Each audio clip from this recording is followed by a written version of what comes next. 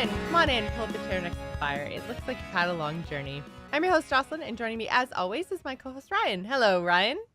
Hello. It's what a week just flew by. Is that not crazy? It really did, and it's even funnier because we're a day late this week. We've moved over to our new time and our new True. recording location, so we are now recording on twitch.tv/thegamersin at 8 p.m. Eastern on Thursday nights. I'm very excited, and I've got to say, this schedule just feels so much better for me because my Tuesdays are so crazy busy that I always felt Yeah. unprepared come Wednesday. So having the day yesterday to spend some time and play some games that aren't in the Blizzard universe made such a big difference to me in terms of like prep for this show. So I've actually got like 9 hours into the game that I'm going to talk about today. I'm very, very excited about it. So I don't want to jump too far ahead though, because Ryan, you've got some news off the top of the show that you want to share with everybody. Yeah. So last week we talked about TGI Presents, The Gamers In Presents, the new spin-off podcasts that we're working on. And the first one we teased was a Fire Emblem Heroes related project called Summoner's Call. We recorded episode 1 on Saturday and published it to the feed, and it's live. You can go listen to it. Even if you're not a fan of Fire Emblem Heroes, you can go in there and just support Gamers In by giving it a download, giving it a listen, and giving us feedback. We're still working on the format, but I had a lot of fun just chatting about Fire Emblem Heroes with Eddie, and it was a great outlet just to be able to be like, let's talk about this little game that we love playing.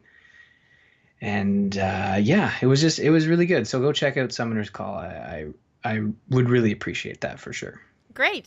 So the second TGI Presents project that we mentioned, I believe was that last week, was the Sea of Thieves show that Civ and I are planning to put together. We've had a little bit of a bump in our scheduling because Civ is having his tonsils out and won't be able to talk for a couple of weeks. It's kind of important. It's kind of important when it comes to podcasting. So we're trying to figure out exactly what that means for our scheduling and how we're going to, because originally we were planning on doing about a 6 weeks of episodes.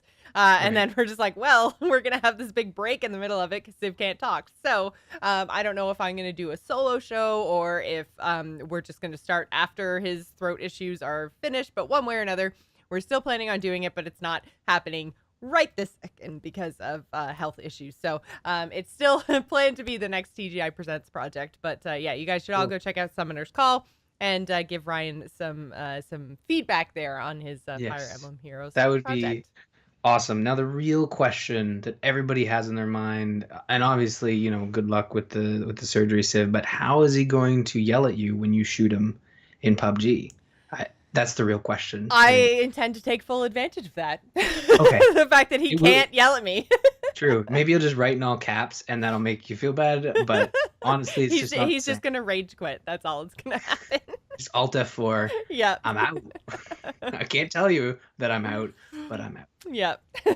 So before we get into what we're actually playing, we are on week 4 of Ryan's streams. So what is the update into your streaming adventures for this week? I know we've had a lot of feedback when it comes to the stuff that we've been talking about on the show about kind of how to get started streaming. And I know a lot of people are following along with how you've been doing. So what's your update this week?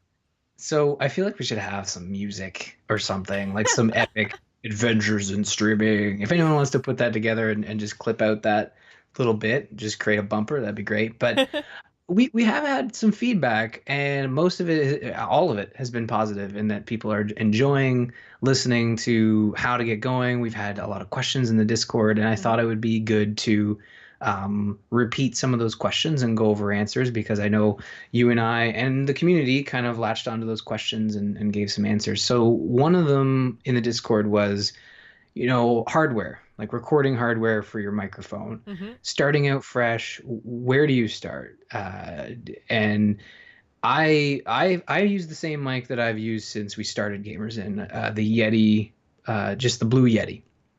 And right. I know that's pretty much the one that everyone really recommends. It's the one I use. I still use it when I do the Get Nailed stream because I have a separate desk off to the side where I do my nail painting. So the mic that I use, I just after 5 years upgraded my mic, and it's been a pain in the ass to actually get it set up properly, because it's like an XLR mic, which I'm not used to using. I had to get a preamp and a USB interface, and like there's a bazillion things that my cord plugs into before it actually makes it to my computer. And I love it now, but it's been like, I bought it in September, like shortly after we moved into the new house is when I actually made the investment. It was like $1,000 of equipment, and it's taken me until literally like last week to actually figure out all the audio problems and all the everything. Like, it's just, I feel like now I've kind of got a handle on my mic, and it took so long. The Yeti is like plug and play. Oh, you plug it in, like $150. So yeah, and I used it for streaming and for podcasts for literally 5 years. So you really can't go wrong with the Yeti. All that being said, I feel like they just very recently came out with a new one that's an XLR, like Blue did, that's an XLR condenser mic, although I can't remember exactly what it's called, but it's like might be like the Bluebird or the something. Anyways, it's the kind of high end now, because it used to be that the Yeti Pro was the high end. So this is a step above that. So it's gonna cost you somewhere in the like $250 to $300 range probably. And I'm sorry I can't remember I'm trying to look it up now, and there's just too many options on Amazon, so I'm not sure which one's the new one. Yeah. But basically it's like the next step up again, and it's like the condenser. It's their take on a pro microphone without the super pro price and without having to have any other like crazy things. So you might want to take a look at that one if you're wanting to dive into the super high end without the super high end price tag. But Blue microphones in general have always worked well for both Ryan and I. So I really can't recommend them enough. Yeah, and in the Discord, as well as backed up by personal experience, Jim was saying in the chat that the if you're looking to, like, a lot of folks, if they're interested in streaming, they don't really want to like jump in right away at the $200, even the $100 level. But Blue has their intro level mic, which is the Blue Snowball. And Jim uses it. I know that on Zombies Ate My Podcast, Lou uses it or used it for quite a while. And it works quite well. It just doesn't have a hardware switch on it for muting. But if you're kind of just talking, you can just use like a hardware switch on your keyboard, just hotkey it and then use it that way. So those will work. But like, you're going to find problems with it. I find the Yetis, and you notice this, especially during Extra Life, that if with your Yeti, if it's placed on your desk and you're talking and you're playing a PC game and you have your keyboard on the same level as the mic, you're going to pick up a lot of extra noise. And it's going to piss off a lot of people, including your co-host at 5 a.m. And that's just a reoccurring thing you don't want to happen, because at 6 a.m. after playing video games for 23 hours, it's just like no one's gonna hold back there. So if you go to Amazon, especially with the Yeti, just the Yeti Blue, you can get, I purchased, it's called Newer. It's the Newer brand, so Newer, and they have like a $20 arm and a $20 pop filter that you can buy, and they just work. You wouldn't think $20 for a clip-on arm would work, but it works. Yeah, I love having my mic on the arm. It makes everything so much easier. And then you can like position it in a way that it doesn't pick up the keyboard quite as much. And you can set noise gates and thing. The only thing is, like, you mentioned the mute button that the Yeti has and the Snowball doesn't have one. To be honest, I find like the mute button on the Yeti is so hard to push. Like, it's a very stiff button that most of the time when you push the mute button on the Yeti, it's worse than whatever the hell you were going to do in the first place, whether it's cough or sneeze or whatever. It's like, ka-chunk, and then you're muted, and then you come back and it's like, ka-chunk. It's like, well, that's worse. It's so much worse.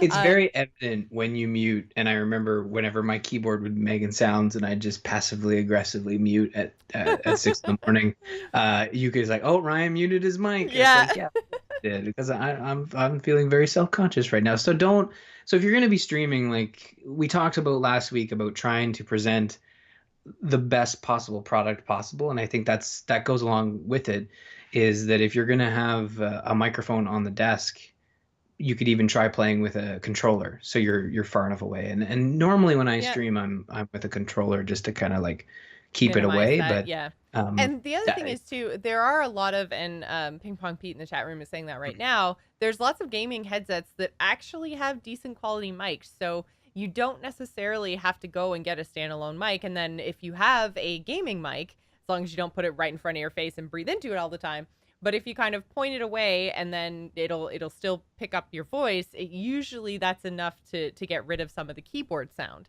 So then, you can still play on a keyboard without actually having your mic on the desk. So there's a lot of kind of different ways to work around, but what you want to make sure that you're doing is whatever mic that you get, do a couple of test streams. Even if you're not actually streaming live, just kind of record yourself playing, record yourself talking to imaginary people, see how it actually picks up your voice versus the ambient noise around you. Because if you have a streamer, it doesn't matter how good they are, if they're playing a super hard game and they're doing a super great job of it, but you can't listen to the words coming out of their mouth, you're going to put people off of your stream so quickly if your mic and audio quality is bad. So right. make sure that you're not like, your gain isn't up too high and all that kind of stuff. Like, there's a lot that you can do after you actually purchase a mic. So do a couple of those test streams. Make sure you've got the audio to the best levels that you can be. And then if you still can't figure out, like if you're still popping or the mic quality is bad, then just put it back in the box, return it, and try something else. Because your audio quality really, it's more important than I think some new streamers realize. They just use whatever they have on hand, and that's great. But even if you're just using what you have on hand, you still have to do those practice recordings, and you still have to make sure that your stream is going to be listenable. Yeah.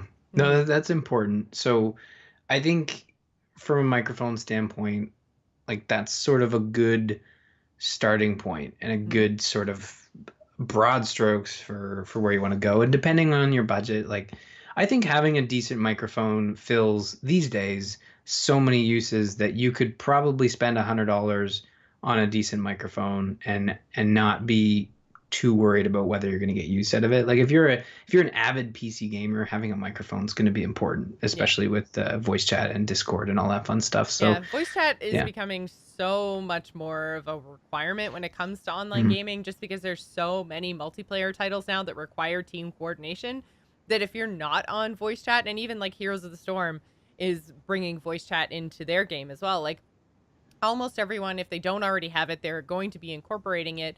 And if you can't participate in the voice chat, then you're putting your team at a competitive disadvantage. So again, that depends how important being competitive is to you. But voice chat has come and is not going anywhere. So you're right, Ryan. It has multiple uses even outside of just straight up streaming.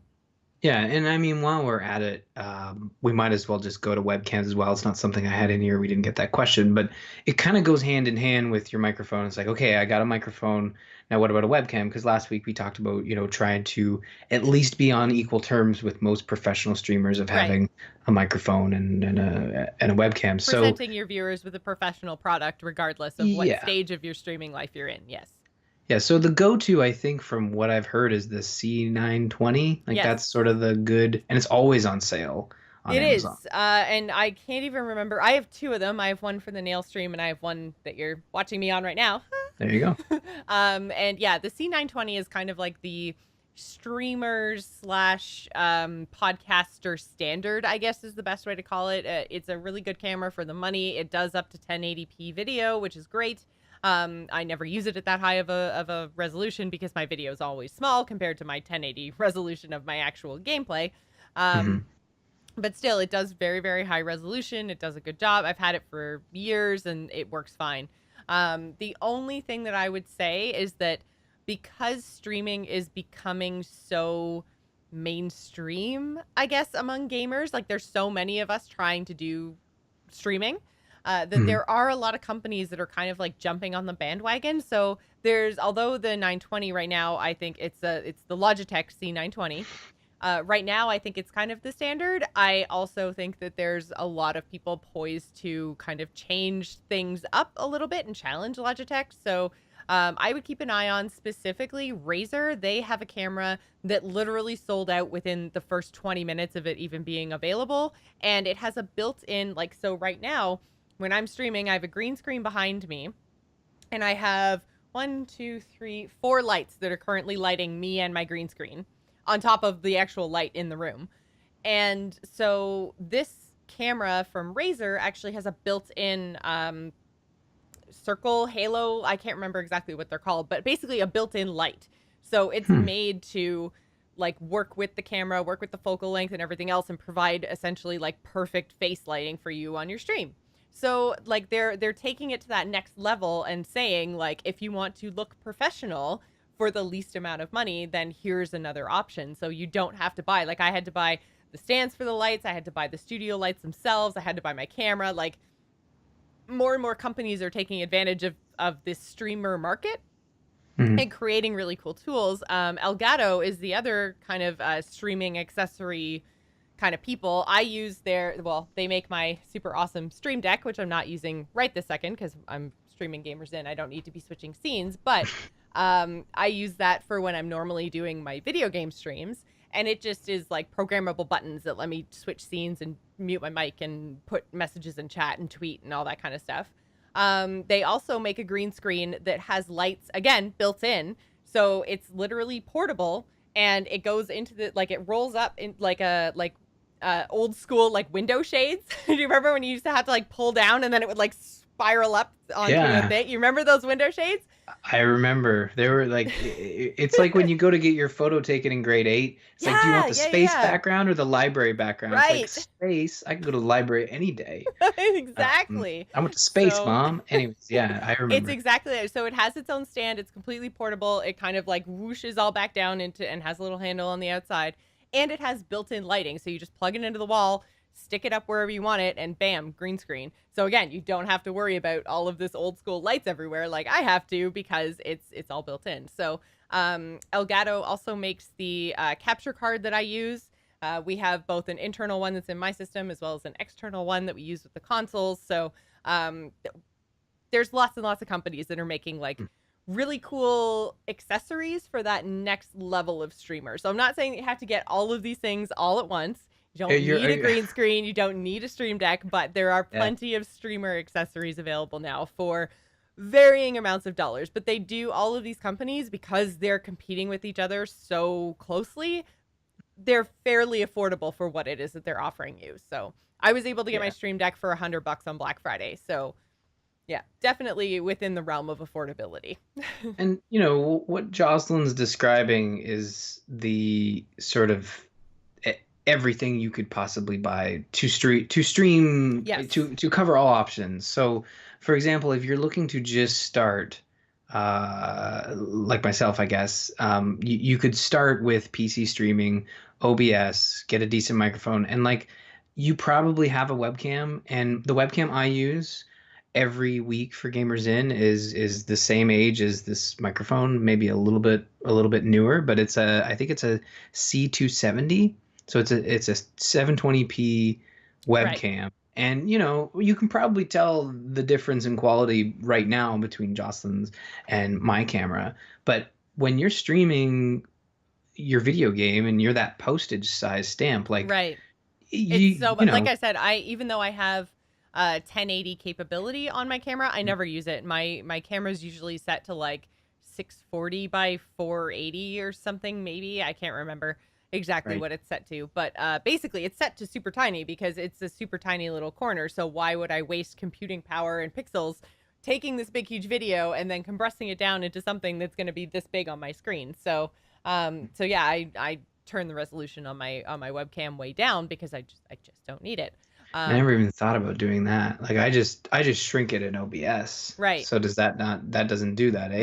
No, you're still recording 1080 or 720 in your case, but then you're just smooshing it down. So it's still recording at the higher resolution when you don't really need it. No. Okay. Yeah, so you're using computing power and everything else to do that, and you don't need to. So yeah. Well, that's good. I think there's lots to talk about. We'll definitely come back to it next week. I'm really appreciating sort of this, this back and forth, not only between us, but also between the community. We've had a couple people reach out on Twitter, on Discord saying that they're appreciative of Hmm. this sort of walkthrough. I don't think it's organized in any way, only just because It's just I'm, whatever stuff you run into as yeah, you're progressing through your streaming adventure. I yeah. feel So like the wise old sage that you have to return to turn your quests in. old, yeah, like old sage or something. I don't know. Yeah. I was gonna say old man as a reference to some stupid video I watched years ago, but that wouldn't apply here. But I think that yeah, I this was the first week where I was able to just sit down, quickly switch the source, the video Hmm. game, and just start streaming, and it felt kind of like, oh, that felt really good because I just got everything set up and I just started playing. And then I have an iPad Pro, so Twitch just updated their app to have like a dashboard on their iOS app, so you can have Mm. the chat up and running. I have a little Bluetooth keyboard. I'll pull this out. So it's just this little keyboard and $30 on Amazon. It's an Anchor keyboard, and it's quite enough that if you have it away from the microphone, you can chat over to the left. Now, mind you, I made the mistake of having it set up right behind my microphone, so I could only watch and like awkwardly watch. So if you watch the stream, you could see me kind of like looking up over my microphone. So I'm gonna set it up over here You next time. dork. I know, and that's exactly what happened to me. I'm like through the streams, like I can't move it now because I'm just gonna like make noise and it's gonna be awful. So I just dealt with it, but I had people watching. We were chatting back and forth. Tweep was there. Eric was there. We were playing Iconoclasts, Hmm. and just got into it for a couple hours, and it was a lot of fun. And I think I'm going to stream some Fire Emblem Heroes in a couple days. There's a new update out, so definitely continuing down that path. I don't know if I'm going to buy any hardware. I just picked up the pop filter, but Hmm. uh, yeah, I think I have everything. I just over the last 5 years, I've picked up stuff here and there, usually for Extra Life. So I'm pretty good hardware wise. But I guess like as we go forward, if anyone has any questions, certainly send them in. I will certainly share our answers not only in Discord or Twitter, but bring them onto the show as well, so everybody can hear these updates. But yeah, that's the update on my streaming adventures. More to come, I guess. Awesome. Keep going. Well, you mentioned that during your streaming adventures you had been playing Iconoclasts. So tell me about this because I feel like we haven't talked about this yet. So I don't really No. know what it is. So this game sort of came out of nowhere for me, and it's a action platformer on Steam and basically every console. I played it on Steam, and it's kind of a Metroid Light where you're running around. You play Robin, who is an engineer slash mechanic, which normally would be very boring. Oh, I'm a mechanic and I have a wrench, and I don't know why this is so action packed, but the game has this very deep story where I'm trying to think of a good comparison, but let's just call them a cult for the lack of a better word. But there's this cult that sort of runs the world, and it's illegal to be a mechanic, at least without, Okay. your mechanics are usually put into like slavery and go work at these like camps or something. And they build batteries. I don't know what they do in the camps, but um, anyways, you're a daughter of a mechanic who was taken away and killed, and it's forbidden to It's be a dark. mechanic. It goes, yeah, exactly. Oh, and that's the thing. It This sounds game like is it wouldn't be. It sounds like I don't know. For some reason, Iconoclasts to me sounds fun.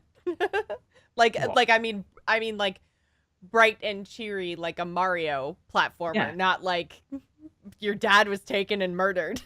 Oh, dude, it is a dark game, and the story is very just heaps of drama and intrigue, and it's not the type of story you would expect from this type of game. And if you look at Iconoclast on either YouTube or even a GIF, it looks bright and pixel arty and just like, yeah, Super Mario, Metroid, just very bright and colorful.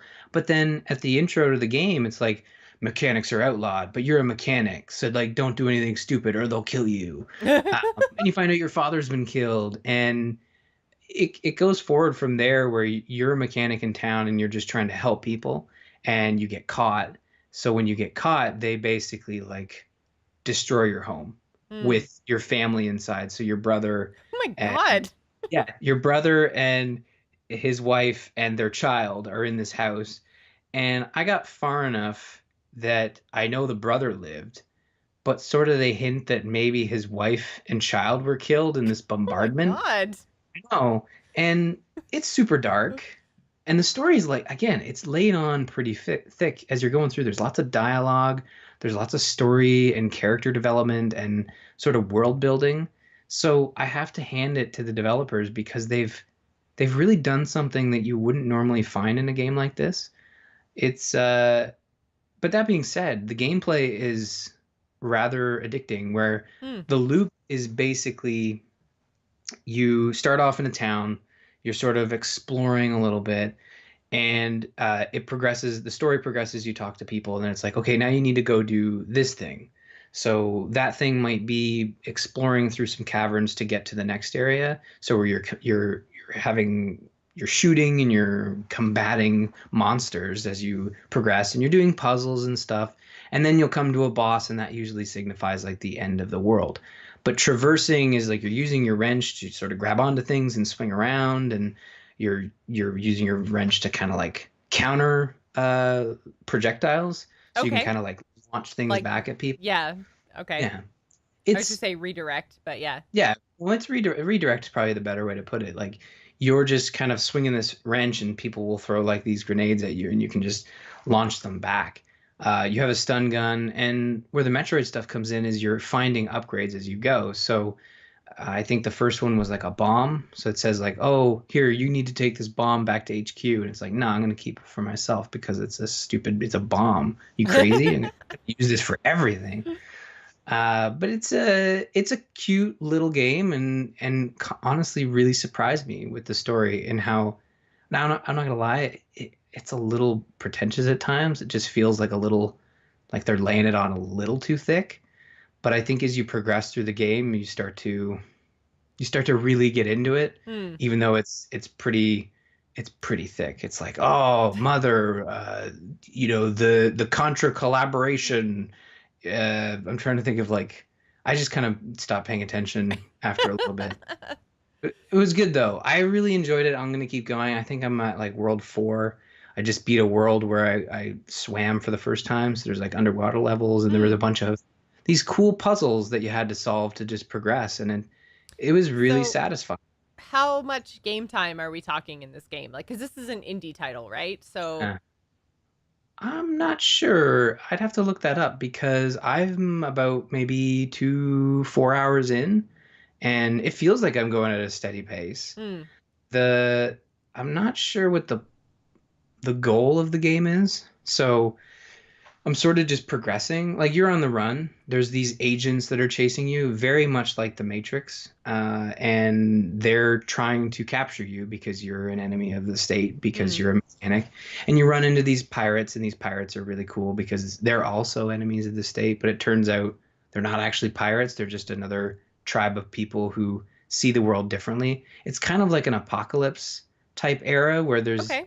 the human race is more dwindled, and there's just this authoritarian tribe who's kind of taken over and rules under their boot and stuff. So but then there are these pirates, so to speak, that are not really pirates but more just people who think differently. So there's a So, lot.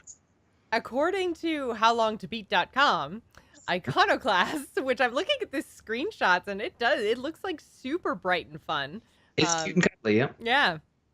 It takes approximately 10 and a half hours to beat the main storyline, and if you play the extras, you're looking at about 12 hours. If you go full completionist, you're looking at about 14. So, 10 Yeah. to 14 hours, depending on how deep you dive into the game, which I think that's pretty good for for an indie title.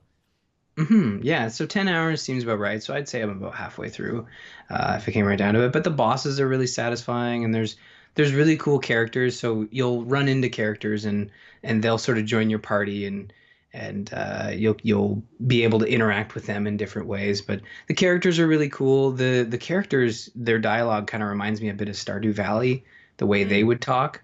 Um, but yeah, no, if you're looking, this one came out right alongside Celeste, which was kind of the indie darling of January and got a lot of press. And I think Iconoclasts came out around the same time, and people sort of latched onto Celeste, but I didn't hear a lot of stuff about Iconoclasts. Mm. So it's definitely worth checking out if you're into indie action platformers, because it certainly will scratch that itch for you. So if you're waiting for the next Metroid or Mario, or yeah, just this one's really good. And it's not as hard as Celeste appears to be. Like Celeste appears to be like a Super Meat Boy Twitch platformer. Mm. This one's a lot easier and it's just fun. It's more fun. Like you're not dying every 30 seconds. You're having fun. So we'll play that one, not that I other one. love dying as Meat Boy though.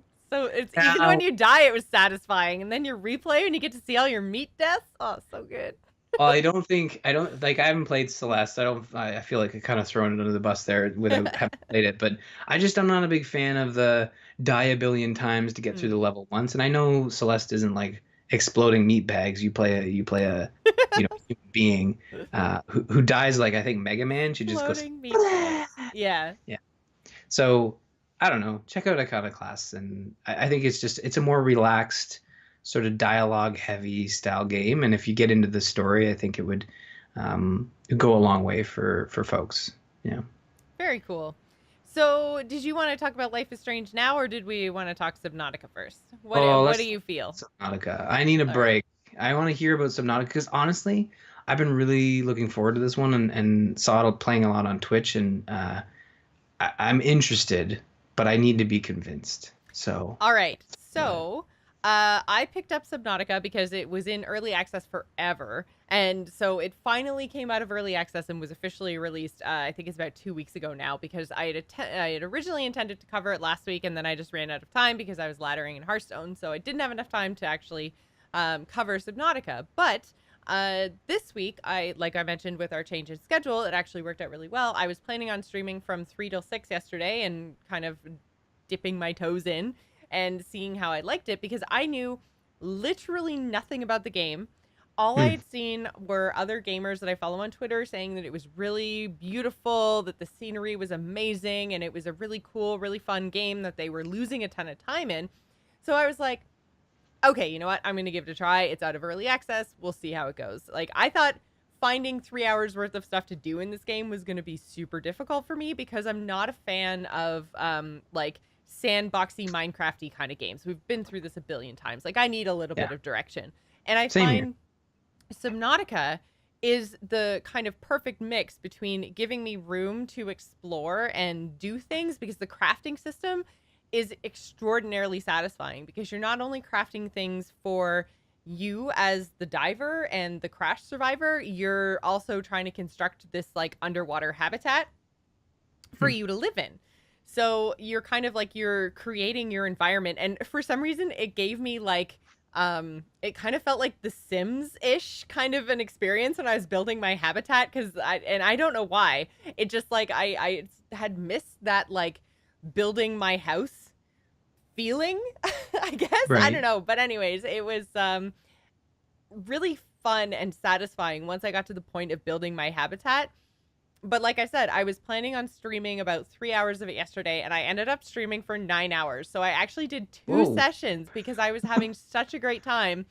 So I streamed for, I think, about 4.5 hours in the afternoon, and then I streamed for another like 4.5 hours in the evening. And I couldn't put it down, and I couldn't find good stopping spots, because there's always like something else that you want to go do or find or whatever.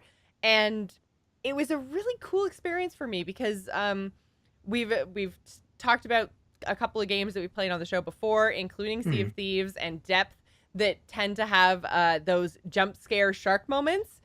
And so I was so sure, because you basically like, you're on this planet that looks like, you're told at the beginning it's 70% water, but all you can see for the entire like to the horizon is water. Like, you cannot see any land.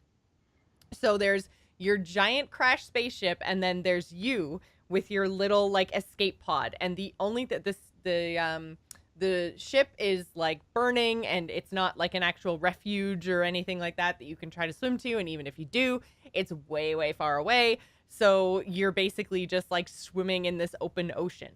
And it took me a long time to kind of get over my like, oh my god, something is gonna come and try and eat me like instantly. That's a real And hurdle for you with it these type of really games, is. right? Yeah. Yeah. And I have this kind of fear of not necessarily water, but I have like a fear of swimming where I can't see the bottom, if that makes sense. So That's like like everybody's normal fear of I can't swim outside of pools because like okay. I can't see the bottom. I don't want to. There could be something down there. It's like it's a lake, Ryan. Exactly. They're Just like, fish. well, They're not. maybe there is a lake shark that no one's discovered yet. Okay. Or have you seen Swamp Thing? If he can Or exist in a Lake swamp Placid. Lake or Placid lake, is also a thing. sure, a giant. That was a What is it? giant crocodile or alligator or Yeah. whatever. Can alligators? Well, let's not. We don't want to get into that whole mess. But no, I think like there's, and that's the other thing. And you can play Subnautica in VR. Oh my So god. I would. Yeah. do you No. even want Nope. to? Nope. No, you don't even want to try that. Like you turn around and it's just this like little tentacle like flops on your shoulder. Like, hey, how's it going, buddy? Yeah, no. So yeah, like I said, it took me a good 2 or 3 hours to kind of get over that fear of not being able to always see. And like for me it was like, because you have to come up for air every once in a while, and you can build oxygen tanks, and eventually the time you can spend underwater gets longer and longer and longer. But Mhm. I was basically like, it took me a while even to like jumping off of this like escape pod thing, or there's also a hatch in the bottom so you can go straight from the water up into the escape pod, or you can go, straight down into the water. You don't have to climb up and jump in.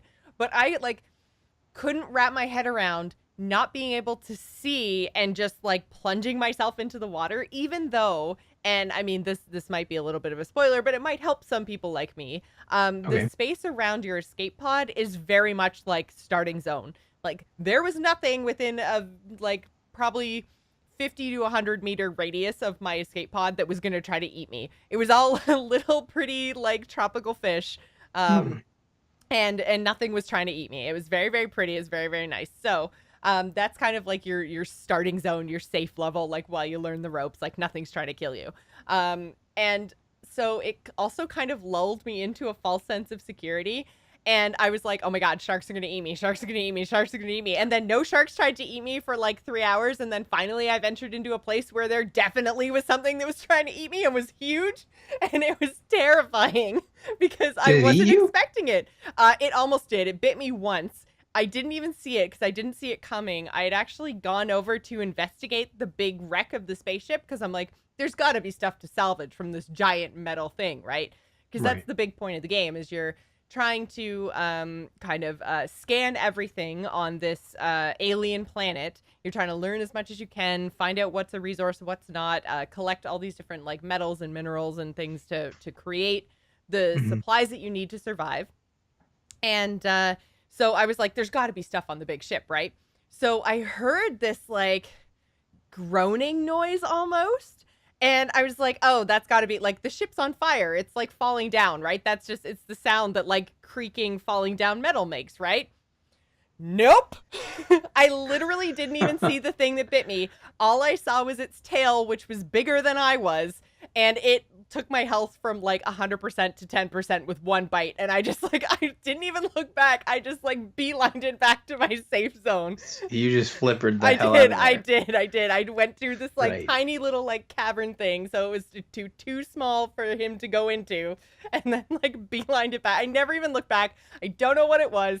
It was just huge and tried to eat me, and it scared the crap out of me. And I haven't been Oof. back near that ship since. Um, I don't. Is there stuff to defend yourself with, or do you just um, have to I avoid? have been finding like weapon blueprints and things, so there it might be that I just need to actually like make weapons to defend myself and stuff. But Mhm. um, it really felt like the more I played, the more the world kind of opened up to me. And like I say, there aren't necessarily quests, but you get like beacon signals from other survivors. So it kind of fleshes out the story in that way. So when you go to a beacon and you find like you find more information there about what happened to them, and yeah, it kind of fleshes out the story from there about like the survivors and the rescuers and the other people on the ship and what your ship was doing in the first place, and how your ship crashed as well, because basically you start the game in the escape pod and like everything's going to hell, right? So that's where you start. So all the alarms are going off and you're in the escape pod and it's like, evacuate, abandon ship. And then you get in and then it's this whole shaky camera and then sploosh, you hit the water and you get knocked out. And then so you kind of wake up and you have to repair all your equipment and you have to go out and dive and try to find things like titanium and silver and stuff to redo the wiring and all that kind of stuff. So it very much, right at the beginning of the game, doesn't give you very much story, but you discover it over time by going to these different beacons and trying to find other survivors. So it's enough to keep me going because, like I said, the main game is like the exploration and the crafting system is so robust, but so easy at the same time. Like I'm really, really enjoying it. And when I find a new recipe and then I locate all of the pieces to that recipe, it's super satisfying. I made a little sub, dude. It's so fun. It's got this little like putt engine on it, and it's like while I'm going driving around the ocean. It's so cool. That's cool. So you can build things that are more than just habitat. Right. There are tools for you to use to explore. Now, what's the end? Obviously, the end game is to survive and to learn. Right. And learn what you can use to survive. But what's the end game? Is the end game to get off the planet? To be honest, I'm not 100% sure because obviously I'm not there. And I also looked this up on howlongtobeat.com. And apparently the main story is about 23 hours. If you're going for completionist, it's about 50 hours. So there's a lot of gameplay in here. There's a lot of things that you can do, a lot of things that you can explore and discover. And so I'm not sure what the actual end game is. I assume it's basically just survival. But yeah, I'm not sure how the main story is going to wrap up. I mean, it could be rescue, it could be survival. I don't really know. What they're telling me right now, I've been getting like radio transmissions from a nearby ship that's kind of trying to get to us as fast as possible. But there's no kind of time is really difficult to understand in the game, I guess. Like they say, oh, we're about a week away, but then like I've definitely played more than 7 days worth. But I'm like, is this a space thing where it's like, an Earth week is different than a whatever the hell alien planet week I'm on? Like, how much is an actual week there versus a week here? And I don't know, relativity, I think is what it's called. I don't know. Yeah. It's like the interstellar planet. Where exactly. When you're on the planet, it's like, you're there for 2 minutes, but it's like 30 years in Earth time or whatever. Yeah, that kind of thing. But it would be the opposite, where they're traveling for a week, but you're experiencing years. Right, yeah. Dun, dun, dun. And then Matthew McConaughey comes in and says, all right. Exactly. So that's what I mean about, like, I feel like they should have been there by now, but I mean, maybe they also crash landed or whatever. I don't really know. But I did actually find an island. So that was cool. And it was funny because I kind of found the island right around the time where I was getting not necessarily bored of my, the stuff that I had been doing, but it was nice for a change to actually get up on land because there was like trees and an abandoned habitat and different animals and stuff. So it was really cool to see because up until then I'd just been underwater the whole time.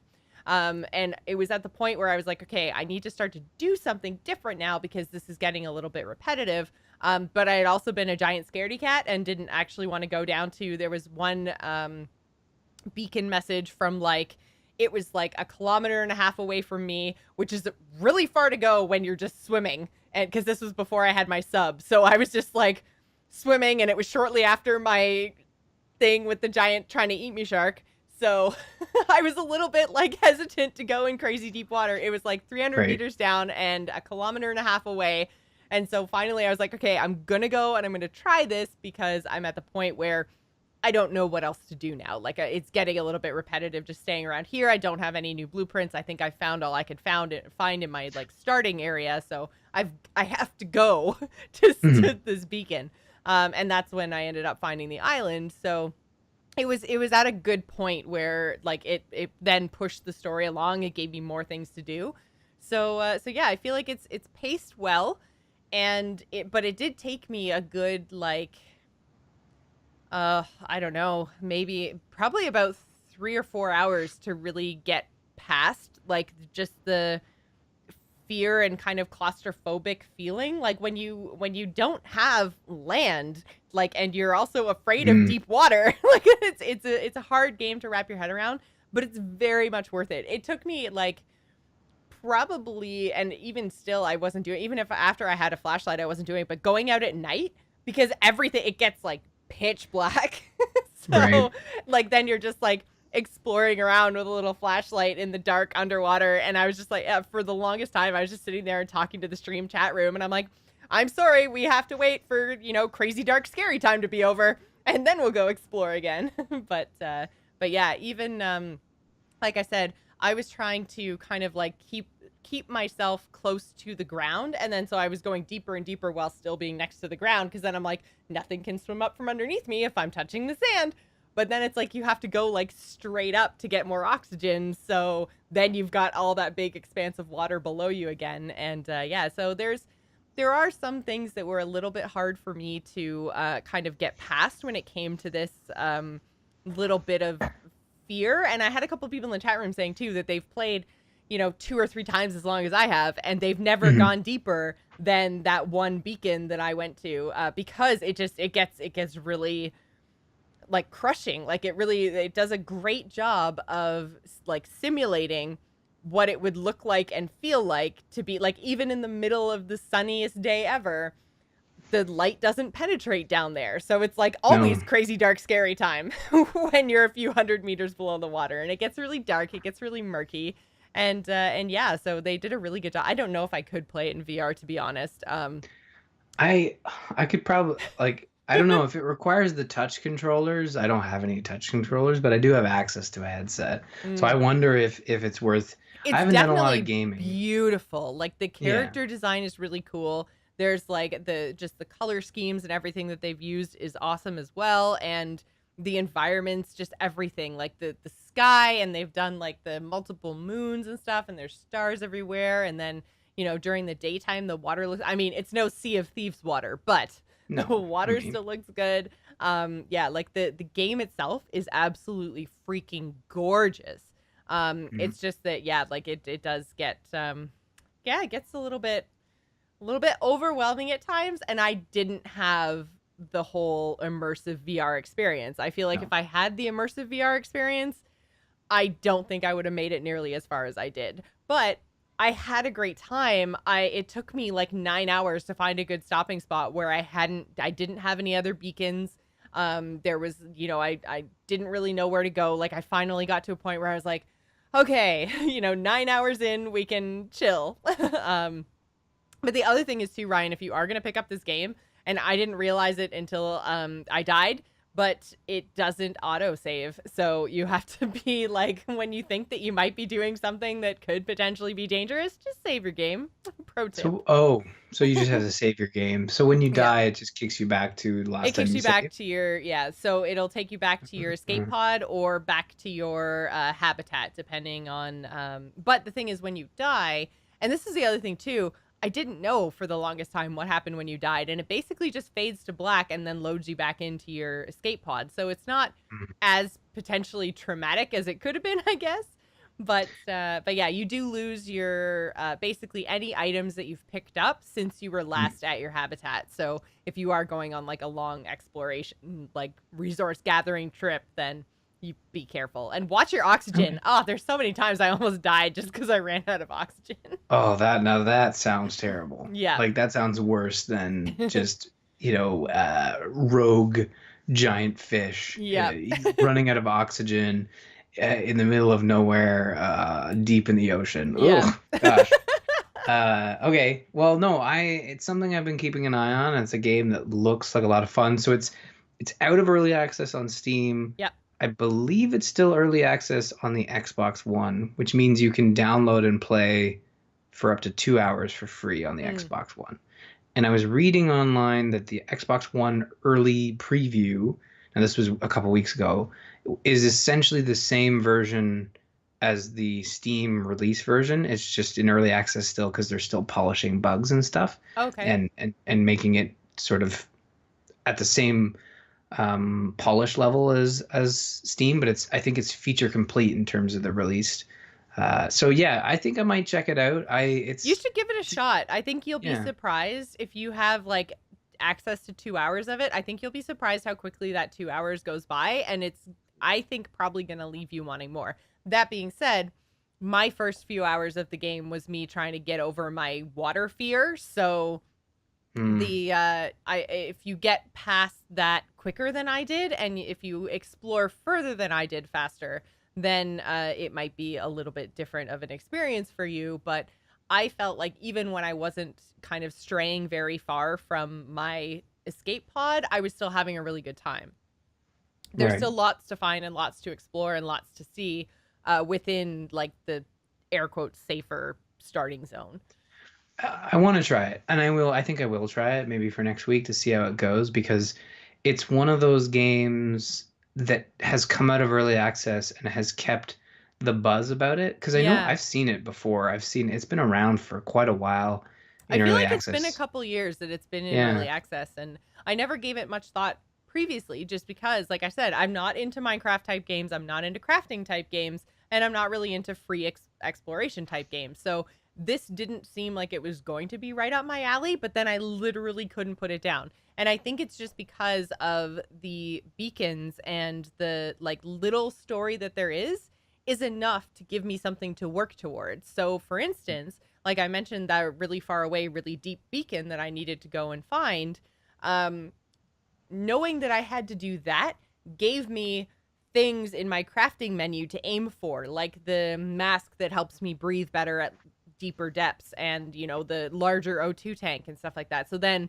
I had like a shopping list of things that I had to go and find, and then I had to explore a little bit further because the things that I needed weren't within my starting area. So it's like it made me push my boundaries and it gave me something to work towards, which some of these games, some of these survival type games are usually missing, is kind of the grander story. So there's not much to the story, but there's just enough to kind of keep you playing, keep you pushing further, and keep you wanting to do more. Like there's just enough of that. And it's interesting. All the story, all the beacons are done with voice logs. So there's actually like voiceover. It's not like you're not just reading text. So yeah, it's really interesting. And there's some interesting characters in it. So I Yeah. highly recommend it. It was a lot of fun, even if games like this aren't normally your thing, because again, it's very visually stunning. I think you and I are on the same page when it comes to these type of games where we're not a Minecraft type, we're not a Right, right. build your own fun kind of people, but when you're given just enough of a carrot on the stick and the story is present Hmm. and the gameplay is there to match it. I honestly, the fact that you're saying there's voiceover logs and there's good characters and there's good story development, I don't need it heaping like in Iconoclasts. It felt like there was just a little bit too much there. Yeah. In this, I want the gameplay to be front and center because I know that's what they're targeting. But the Hmm. fact that there is that story layer to keep me going, that was something that No Man's Sky was completely missing Yeah. at the beginning. I don't know if they addressed it with the patches. I haven't played since, but I know they've been putting a lot of work into it. But I think that yeah, Subnautica sounds great. I'm glad that you played it because I think that I'll check it out now. Now that I've Yeah, you had should. many people tell me to check it out for sure. But Yeah, you should at least check it out on Xbox. I'm really curious to Mhm. see what you think about it. And Mhm. but yeah, I think the full version on Steam was totally worth it. I think I got it on. I think I did get it on sale. Um, I think it's like $30. but It's not yeah, too it's bad. it's not too bad, anyways. And like I said, according to howlongtobeat.com, you're looking at between 20 and 40 to 50 hours, depending on how many things you go and find, and if you actually go and collect everything. And I mean, I'm Mhm. probably could have just swum down to that beacon really quickly with just my fins, but I built all the other stuff too. So it just depends how completionist you want to get about it. But seems like there's actually a lot there and that it takes a while to complete. So Cool. highly recommend. So Mm. That brings us to Life is Strange Before the Storm episode 2. So, Ryan? I'm not gonna bore you You with the said that I details. was supposed to make sure that you kept this short. So, I will be Quick, cracking the whip, don't you worry. because next week I'll have finished the series Right. of Before the Storm, and we'll Right, cuz talk it's more shorter. about It's it. only 3 episodes instead of 5, right? Yeah, it's 3 episodes. Then everyone will get a break from Life is Strange talk because I don't think the Max and Chloe episode launches until March. Hmm. So Chloe's interactions with any adult just terrible. It's brutal. It So it just doesn't get any better. that section showcases the problem I have with one of the problems I have with the game is that, and I get it.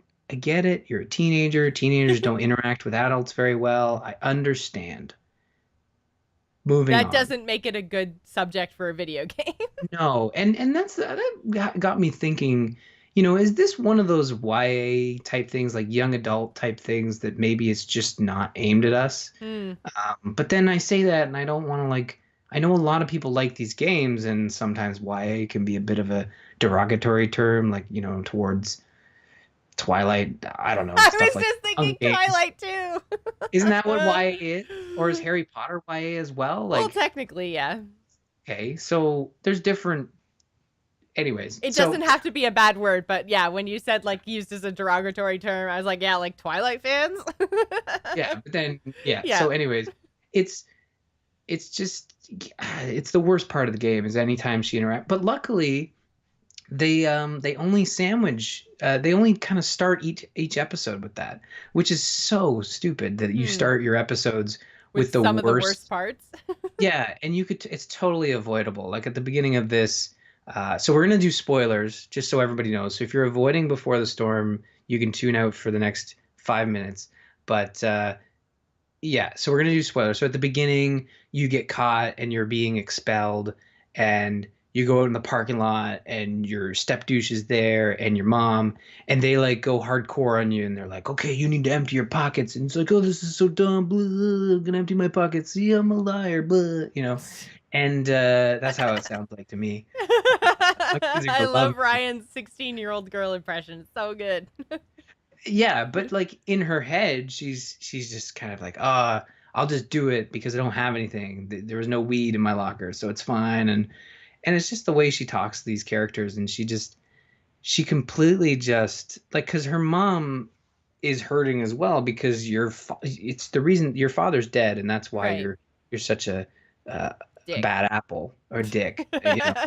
And your mom's doing her best. Sure, she's got this like broken boyfriend, but he makes her happy, and she's kind of moved on a little bit, and I think that hurts Chloe even more. So knowing what happens in the first game makes the events that they're showcasing in this prequel stronger, but it's these things that keep cropping up that kind of bring the whole experience down. And another one of those is just everybody sounds like a low rent just version of what it should sound like. So Mm, this game was created during the whole voice actor strike. So right. I would imagine, just based on what I'm hearing, pretty much every character in this game that appeared in the first one has a new voice actor. Yeah. And that is super jarring because we played a lot of Life is Strange. And if you play this one, everybody sounds different Yeah. that appeared in the first game. And it sucks. And you notice it. Like your mom sounds different, the principal sounds different.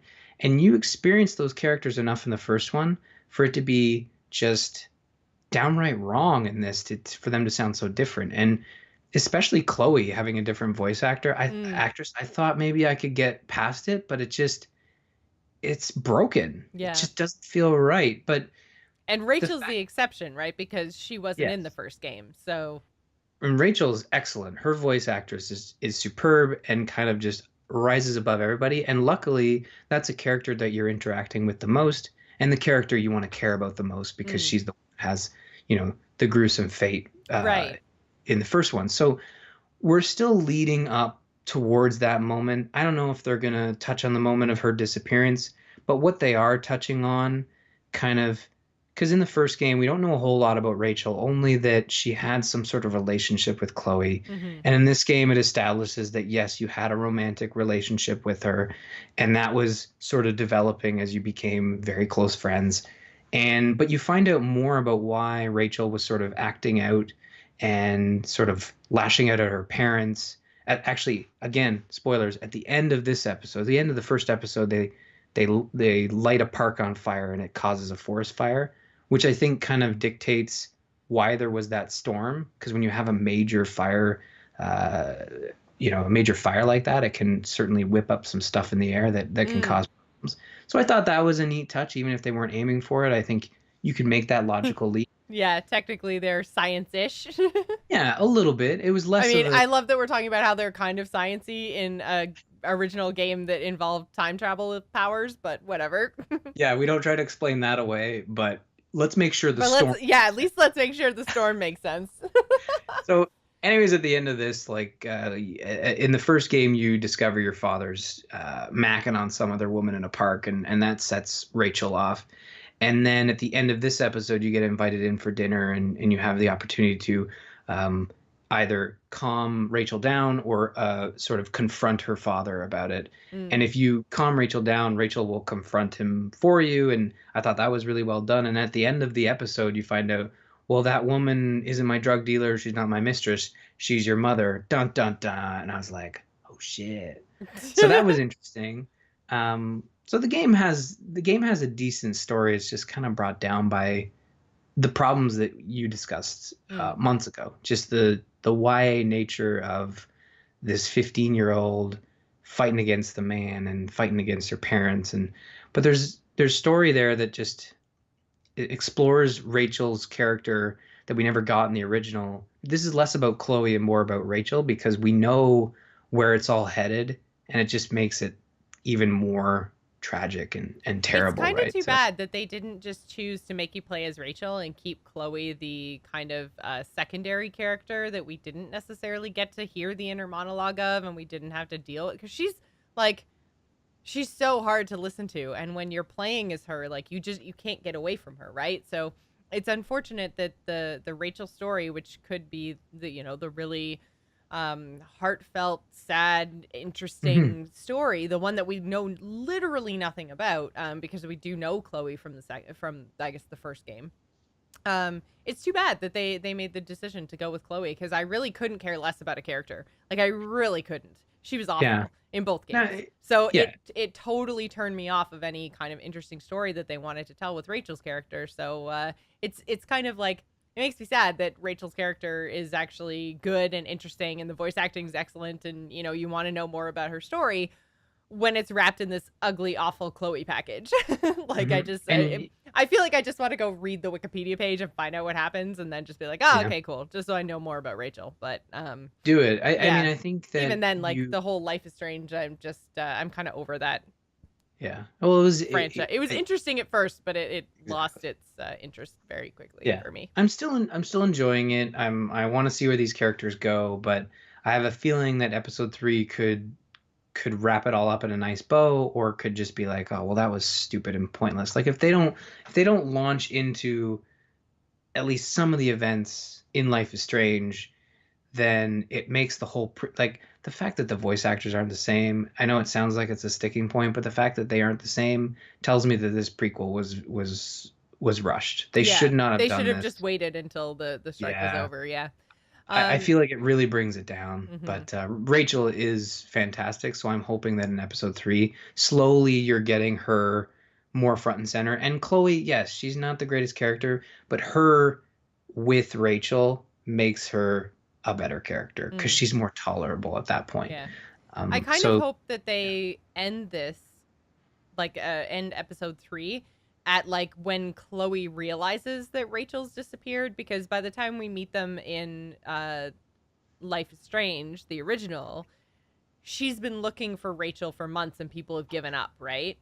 She's the yeah, only one that's still looking. So I kind of hope that we just kind of, like, don't see that portion. Like, we just leave it up to our imaginations, like what actually happens. Like, I feel like if they chose to just stop it where Chloe realizes that Rachel's gone, that would be more impactful than either not touching the disappearance at all or, you know, taking it right up into the original Life is Strange story. So we'll have to see what they do, but I'm interested to see what you think once you're actually all the way through and you know, what your final thoughts are. But sure, I still don't think I'm going to get back into it, which I know is not why you're talking. I know that's not why you're talking about it, but I'm sharing it with the world because so I feel like this game. Have to play it. Sure, that as well. But I feel like the game, it's a follow up to one of my favorite adventure games that we played in the past because it was different, and I think it showcases a different style of game that we don't often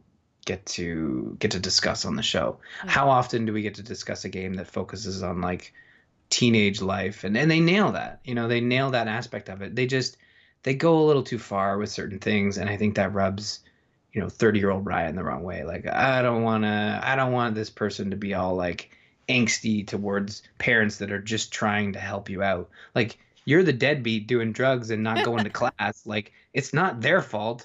You're the problem. See, Dad Ryan coming out. I'm sorry, but I swear I wouldn't take any longer. So we'll talk about episode 3 next week, and then we'll take a break. And I hear that the deluxe episode that's coming out with Max, they brought all the voice actors back. So clearly it was a strike thing. It was totally a strike thing, because I remember the voice actress who actually played Chloe said, like, no, I'm not playing Chloe in the second episode because of the strike. So sorry. It was a bad choice. Yeah. And hopefully this, and I mean, you already own the game. I think you even bought the deluxe edition. So in March, when this new episode comes out, I think you get to play as Max again.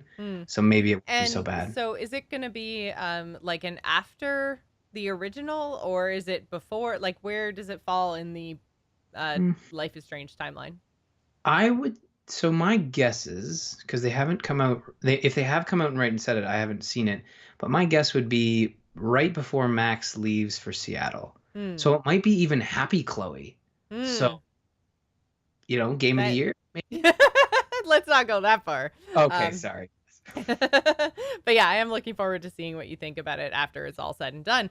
A reminder to everybody, you can go to patreon.com/thegamersin if you'd like to support the show. Ryan has been putting up weekly episodes called the TGI Patreon Mini, where he's going over exactly what's happening on the show this week, what kind of games we're going to be playing, what you can expect.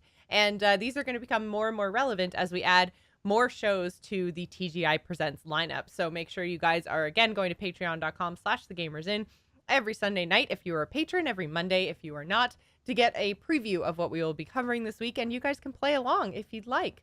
You can also join us on our Discord at bit.ly/TGI Discord if you'd like to talk to Ryan and I at all hours of the day about anything gaming or non-gaming related. It's up to you guys. You drive the discussion. So again, join us at bit.ly/TGI Discord. That's also the place where we take your votes for game night. Game night is happening on February 15th this month. It's always the third Thursday of the month. Just so happened that February 1st was a Thursday, so it's coming a little bit earlier than normal. But again, February 15th will be game night, so make sure you get your votes in. There is a special patron-only section of the TGI Discord where we take your game night votes. We also have a patron ad from Simon this week. Ryan, do you want to take this one away? Sure. Patron ad from Simon is Weekly News Desk, is a podcast all about geek news this week. Join your two knucklehead hosts, Andrew and Simon, as they keep you informed on movies, TV, video games, and books. Find them on iTunes or at weeklynews.com. Which brings us to the topic of the week. This week, we just have a couple of little odds and ends here for you because we're already running long. I don't know why, but this was a long show tonight. It's my fault. It's because of all the adventures in streaming. I'm sorry. It's fine. It's fine. I know everyone loves all the info. So our first piece of news here is that Nintendo is working with Illumination on a Mario movie. So this is the studio behind the Minions. Ryan, how do you feel about that? I just want to get this out there. Are the Minions that bad? I like Minions. Opinion. Okay, good. I think they're adorable. Like, they're not the worst thing in the world. You know, there are a lot of animated things. I watch Paw Patrol for a living. Come on, guys. And Paw Patrol isn't that bad, but there's some real bad Netflix kids stuff that you might accidentally, like, stuff like dark YouTube stuff that you would think does not belong there. So Minions not that terrible. But that Well, I being feel said, like first Despicable Me, when they first introduced the mhm, Minions, I think they were adorable and awesome. I think that yes. they're a little bit like they're Oh, played out now. Like there's like there four was of an those entire movies. movie just about the Minions. Like that's too much, guys, too much. And we're on Despicable Me like 18 now. So I Certainly think feels people that are way. a little bit minioned out. And so I think that's what has people a little bit cautious about the idea of the makers of Minions also now being behind, their precious Mario movie. So Yeah. I don't, Ryan, you are a much bigger Mario and Nintendo fanboy than I am. So how does this make you feel? Like, are you hoping that Mario has some more voice lines or that he gets more of like a minion treatment? I think I think you get Charles Martinet to do the voice, and he stays the same. He does his whole wahoo, yoo-hoo, jump this, throw my hat that. I don't think you're gonna go and give him lines. I think you'll build characters around him that will have more lines. I mean, Mm, there have been animated movies that play well with less voice acting, but I mean, I don't think you give him more voice acting than you need to. You just give him a sidekick who talks, and that's normally what Nintendo does. And Nintendo's very involved with this, and we talk about Minions, and the Illumination has done other projects like Secret Life of Pets, which was really good. I hmm thought it was a good animated film, so I'm not worried about the company. Like people would be jumping over the moon if it was Pixar because it's Pixar, but like Illumination makes some of the the best and most entertaining computer generated films out there. So I don't need an Oscar winning film. I just need something that captures Mario and the Mushroom Kingdom in a way that is going to delight audiences, right? mm. We don't need a tearjerker. I don't want Up, you know. I'll go watch the Pixar films for the Up experience. I'm fine with this being an Illumination film, and yeah, I'm more concerned. Like, do you do the kidnapping of Peach again? Like, Hmm. let's throw that chestnut out. I think that's not a movie plot, right? I would hope they do more with it than that, but I Mhm. mean, that's kind of always been the Mario air quotes story, right? Is there is the good guy in Mario who sometimes has Luigi or Yoshi or both as his sidekicks with a little sprinkling of Toad there, and then, you've got the bad guy sometimes alone, sometimes with his sidekicks with all his little Koopa kids Mhm. stealing Peach. Like that's the formula. So Yeah. I don't know. I don't know if you vary it much, if you're still gonna have like if it's still gonna feel like Mario. Like what do you do? Like a political drama in the Mushroom Kingdom? Like what else do you do if not the I Bowser steals Peach and Mario rescues her story? maybe like I think your only option for an hour and a bit length film is probably to start the first 10 minutes with the dun dun dun Peach has been captured and then transition to oh there's a bigger baddie attacking the Mushroom Kingdom and everyone's got to team up including Bowser and Mario. And that's Mm, happened before in video games and I feel like that would probably present you with more of a story to tell because it's this um bone what if cop, it bad ends cop up type being scenario. like a crossover and like Ganon suddenly is threatening the Oh. Mushroom Kingdom? Well, see, this is the thing. If Is you want your a lead Zelda up to movie, the Zelda movie? Exactly. yeah, if you want your Zelda movie, you want your Metroid movie, you want insert Nintendo title here, like this Mario movie needs to do well Yeah. for Nintendo to be like, oh, if we choose the right partner, we can make a great film, especially if we say we want creative control, because Shigeru Miyamoto is going to be co-producing this project. And, some would say maybe he might hamper production in a way because his Mario stories aren't like Super Mario Odyssey, that's not him. That's a Yeah. different, I mean, he's producing, but he's not directing that story. He's not creating that story. It's there are other people at Nintendo now making those games. It's just like Zelda. It's not Miyamoto doing the Zelda story. It's Enuma, right? It's a hmm different director. So we'll see how that goes. But they're trying to pump this thing out fairly quick. I think they want it to come out in the next couple of years. Hmm. Maybe to coincide with the Universal launch of their Nintendo Land, right? Probably, I would think so, Yeah. right? So it's interesting.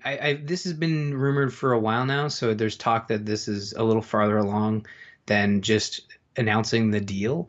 But I'm excited for a Mario movie. I think we're well overdue for a CG animated. I'm glad they're not doing live action.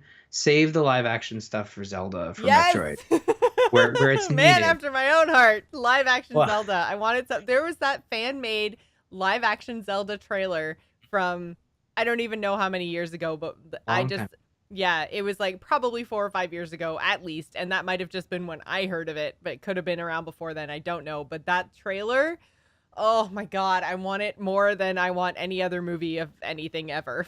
Well, when they announced It just looks when so there good. was yeah, when there was rumors that Netflix was going to be doing a Zelda series, it was like no brainer. That's your Lord of the Rings went to Amazon, HBO has Game of Thrones, Zelda. You can do so much with Zelda Yep. outside of like if you just look at all the games came out, they're all pulling from the same setup, you know. Well, and they all Boy exist Awakens, all that fun stuff. in the same sort of universe and timeline. Mhm. I mean, we had the Hyrule Historia that came out a few years ago now that basically put all the games in this giant timeline and said, yes, this is all the same universe.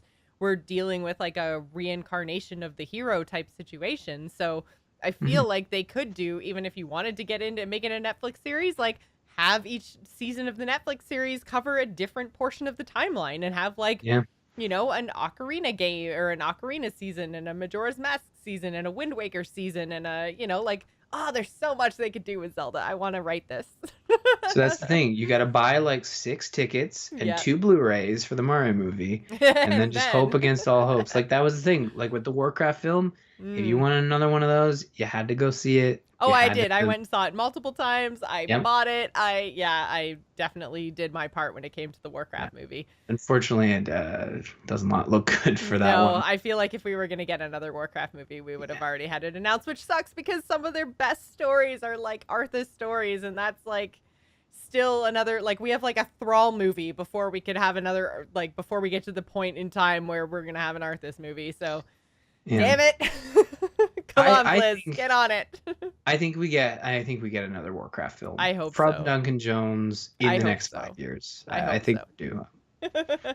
The final little bonus piece of news we have for you guys tonight is that the title that I've been talking about forever, it was in my most anticipated of 2017, but it's been delayed, is actually Mhm. got a release date. This is Vampyr is coming on June 8th. So I'm super stoked for this, even though technically it's from the studio behind Life is Strange, and we just spent like 15 minutes of tonight's episode talking about what a letdown, especially before the storm was, but still, they've announced a simultaneous release for PC, PlayStation, and Xbox. This is the really cool one where you play a doctor in 1918's London, and Mhm. you basically you're involved with your patients, obviously, and you get to choose of your patients like who lives and who dies. And so like you want to kill like because obviously you have to survive, you're a vampire.